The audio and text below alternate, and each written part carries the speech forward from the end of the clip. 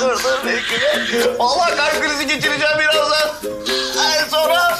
Ya işte beni görmeniz lazım. Saatlerce dil döktüm İngilizce ya. Ya anlamıyor adam. Ondan sonra Fransızca, İtalyanca, İspanyolca nasıl yardırıyorum? Yok. Adam Türkmüş mü?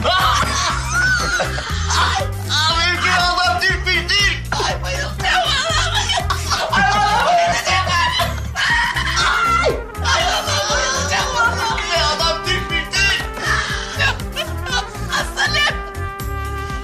Sanem hoş geldin. Ya ben biraz erken gelmişim de laflıyorduk öyle. Hoş geldin kızıcığım. İş yemeğine gidiyormuşsun. Seninle gurur duyuyorum gurur. Gayet Türkmen adam. O değil de. Adam nereliymiş? Ya vallahi o saatten sonra artık hiç sormadım. Biz adamla Türkçe'de anlaşalım. Ben bir şey söyleyemeyeceğim.